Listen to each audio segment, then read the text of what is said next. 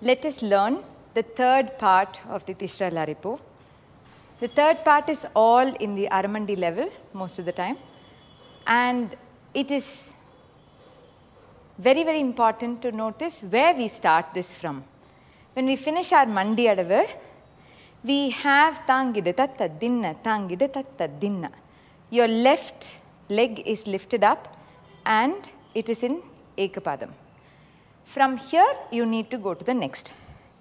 So, from here, you're done with this.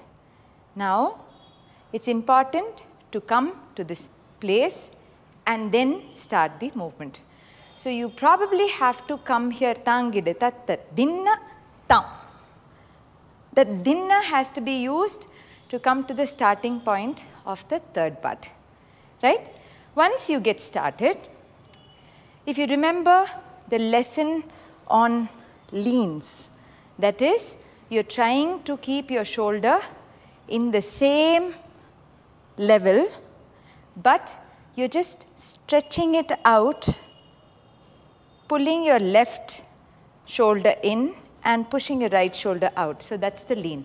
So it's not to bend like this to lift your other shoulder up, but to elongate this line, right? So in this place, it's important to make sure that your stomach is in, body is slightly front, and then you do this. Otherwise, you'll end up doing too much where your stomach is coming out, right? So let's try. So let's do it with the Kanaka. It is Tangid Tat Tat Dinna. I like to come to the other hand, then Tangid Tat Tat Dinna. Both are leans, which means you are not lifting the shoulder up, but you are elongating this line, right? So let's try that again. Dinna is the pull in point.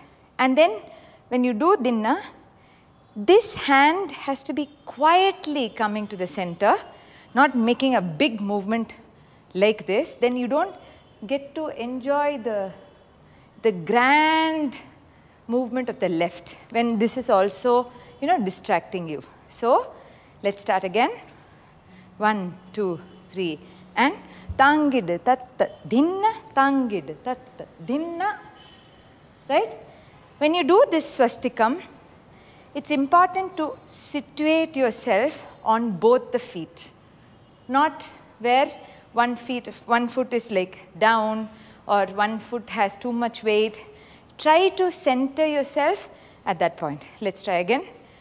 1, 2, 3, go. Tangid Tatta Dinna, Tangid Tatta Dinna, Tangid Tatta Dinna, Tangid Tatta Dinna, Tangid Tatta Dinna, Tangid Tatta Dinna, Tangid Tatta Dinna, Tangid Tatta Dinna. Again, Dinna is your changing point. Because after this, Tangid Tatta Dinna, that Dinna doesn't have anything. Tangid Tatta Dinna, Tangid Tatta Dinna. So Dinna is a Kuttanam. Dinna, Tangid Tatta Dinna. So along this first speed of the third part, what one has to feel is to remain in the same height. Whether you are taking a Prayankanam, whether you are in a Swastikam, whether in a Kuttanam, you are not really going to sink down, but rather maintain position and show the beautiful line of the Kuttanam. This is your first speed. Then the second speed is 2 parts. The first part is just a Tatetaha in numbers of 6. Let's do it. 1, 2, 3, go. Tangid Tatta Dinna, Tangid Tatta Din, Tangid Tatta Dinna.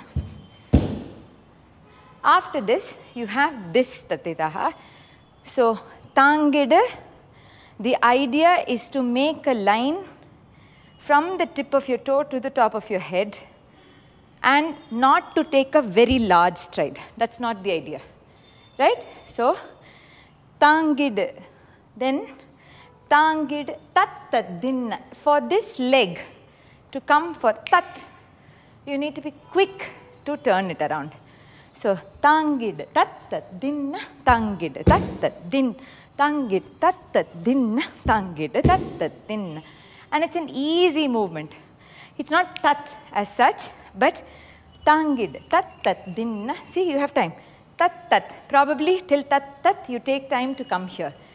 But it should be so easeful. And if you remember when we learned the 6 tatitaha, it is about coordinating this hand and picking it up, picking the feet up as the hand goes, not before or after. That will really make it like a swift yet controlled movement, right? You should feel that your leg is like a basket, which you are coming and picking up and going to the next. It shouldn't be a basket which can go by itself, right? So when you go here, you shouldn't be already going ahead or going before, not like that. But when you coordinate the hand and the leg, that tat will look beautiful. So let's just do that. Second speed from second speed onwards. 1, 2, 3, go. Tangid, tat, din, din, tangid, tat, din, tangid, tat, din. Then you have your full tatetaha. When you do the tatetaha in the third speed, the reason the first tatetaha is what is brought inside this particular Alarippu, Tishra Alarippu, is because your first tatetaha has 3 parts to it. 1, and you have 2, and 3. So it fits very well in the Tangida Tattat Dinna, in the scheme of 6.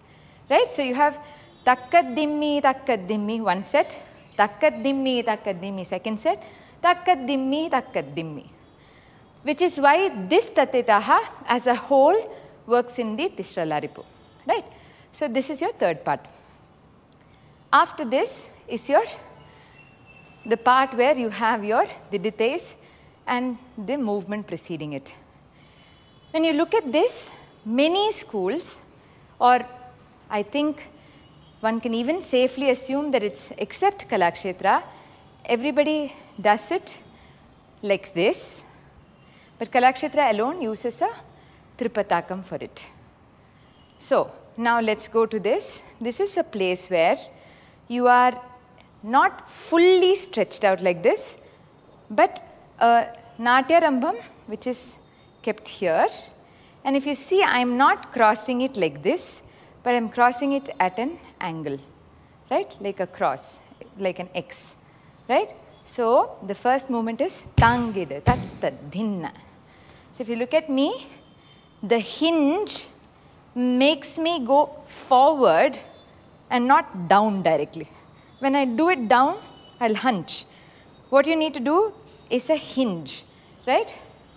So, Tangida, Tatta, Dinna. And if you see, I'm going lower. Second time, I'm really centering and going even lower. Tangida, Tatta, Dinna.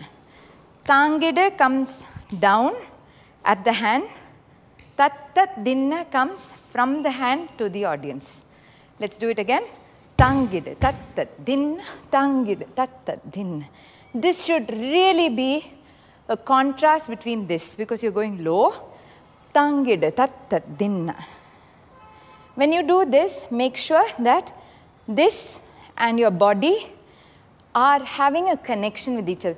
You don't have to be right up above, but you should feel your body has the same awareness and tautness like your hand.